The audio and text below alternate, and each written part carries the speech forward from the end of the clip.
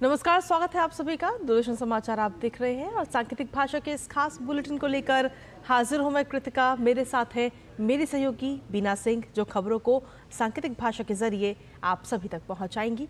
तो चलिए शुरुआत करते हैं इस खास बुलेटिन की और सबसे पहले देखते हैं सुबह की सुर्खियां।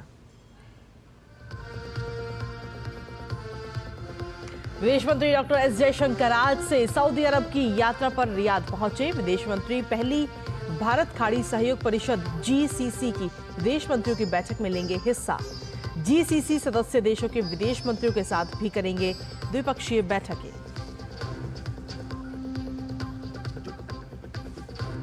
अंतर्राष्ट्रीय साक्षरता दिवस आज राजधानी दिल्ली के विज्ञान भवन में होगा विशेष आयोजन। उपराष्ट्रपति जगदीप धनखड़ होंगे आयोजन में शामिल।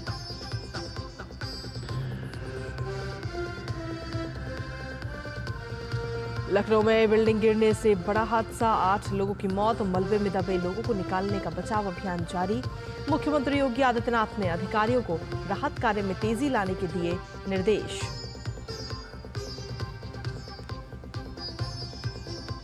असम में अवैध घुसपैठ रोकने और राज्य से अवैध अप्रवासियों को हटाने के प्रयास हुए तेज। सीमा पर निगरानी बढ़ाने और अतिरिक्त बल की तैनाती संबंधित निर्देश जारी।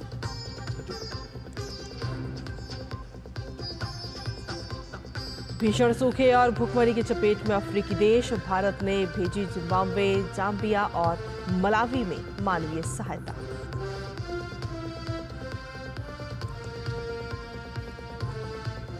मौसम की खबरों में बारिश का दौर रहेगा जारी। मौसम विभाग ने उत्तर भारत समेत मध्य प्रदेश, महाराष्ट्र, पश्चिम बंगाल और ओडिशा समेत कई राज्यों के लिए जारी किया अलर्ट।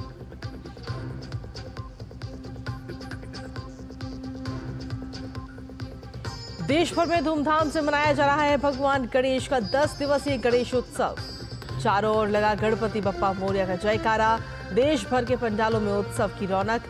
आज होगा 1.5 दिन के गणपति का विसर्जन। और खेल की खबरों में पेरिस पैरालंपिक में भारत का शानदार प्रदर्शन जारी। प्रतियोगिता के आखिरी दिन आज पूजा ओझा खेलेंगी पैरा कैनोइंग का सेमीफाइनल। फिलहाल भारत ने 7 स्वर्ण सहित जमाया 29 पदक पर कब्जा।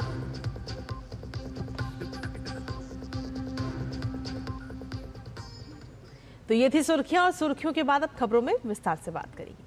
विदेश मंत्री डॉक्टर एस जयशंकर आज से सऊदी अरब की 2 दिवसीय यात्रा पर हैं। विदेश मंत्री के रियाद पहुंचने पर सऊदी अरब के प्रोटोकॉल मामलों के उप मंत्री ने उनका स्वागत किया। विदेश मंत्री भारत खाड़ी सहयोग परिषद जीसीसी की पहली बैठक में शामिल होंगे। इस यात्रा के दौरान खाड़ी देशों के साथ भारत के मजबूत होते हुए संबंधों पर चर्चा होगी। अपनी इस यात्रा के दौरान डॉक्टर एस जयशंकर जीसीसी सदस्य देशों में अपने समकक्ष अन्य विदेश मंत्रियों से भी द्विपक्षीय वार्ता करेंगे।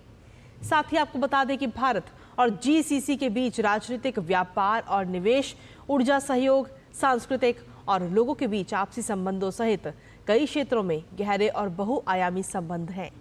साथ ही जीसीसी क्षेत्र भारत के लिए एक प्रमुख व्यापारिक साझेदार के रूप में उभरा है और यहाँ लगभग 8.9 मिलियन की संख्या में भारतीय प्रवासी समुदाय रहता है। आज अंतर्राष्ट्रीय साक्षरता दिवस मनाया जा रहा है। दुनिया भर में शिक्षा को बढ़ावा देने के लिए 8 सितंबर 1967 से इस दिन को खास मनाया जाता है। इस दिन को मनाने के पीछे का मूल उद्देश्य है दुनिया भर में लोगों को शिक्षा का महत्व समझाना। दरअसल साक्षरता सभी के लिए एक मौलिक मानव अधिकार है। साक्षरता लोगों के लिए व्यापक ज्ञान, कौशल, मूल्य, दृष्टिकोण और व्यवहार प्राप्त करने का आधार है। अंतर्राष्ट्रीय साक्षरता दिवस की इस वर्ष की थीम बहुभाषी शिक्षा को बढ़ावा देना, आपसी समझ और शांति के लिए साक्षरता विषय को रखा गया है। भारत सरकार ने भी देश में साक्षरता दर को बढ़ाने की दिशा में अनेक प्रयास किए हैं और इस अवसर पर नई दिल्ली के विज्ञान भवन में आज विशेष कार्यक्रम का भी आयोजन होगा। इस आयोजन में उपराष्ट्रपति जगदीप धनखड़ शामिल होंगे। उत्तर प्रदेश की राजधानी लखनऊ के ट्रांसपोर्ट नगर में बीते कल रात इमारत गिरने से हुए हादसे में अब तक 8 लोगों की मृत्यु हो चुकी है।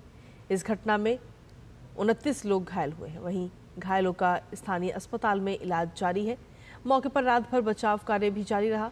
ये कार्य अभी भी जारी है। अग्निशमन बल, एसडीआरएफ और एनडीआरएफ की टीमें राहत और बचाव कार्य में जुटी हुई हैं।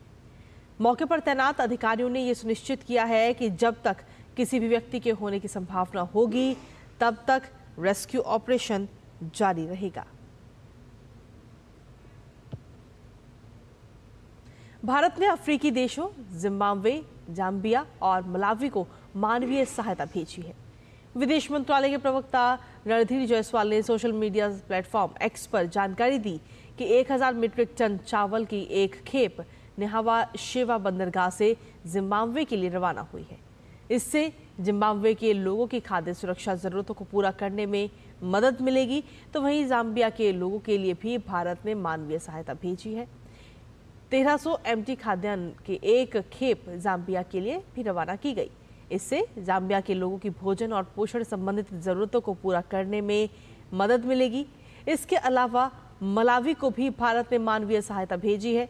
अल नीनो घटना के कारण पड़े गंभीर सूखे से निपटने के लिए 1000 मीट्रिक टन चावल की एक खेप मलावी के लिए भी रवाना हुई है।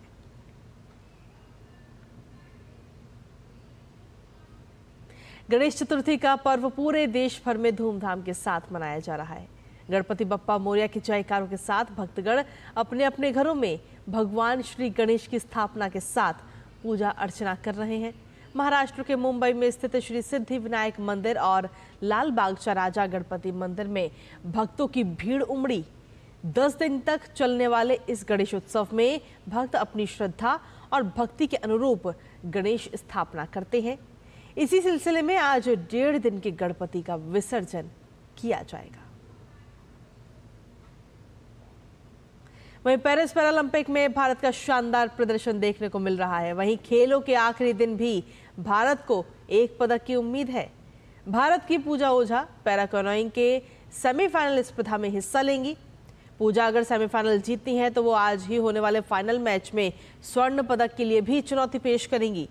आपको बता दें कि फिलहाल भारत ने पेरिस पैरालंपिक में 7 स्वर्ण पदक सहित कुल 29 पदक अपने नाम किए हैं।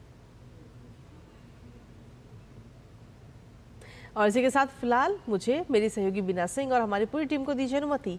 नमस्कार।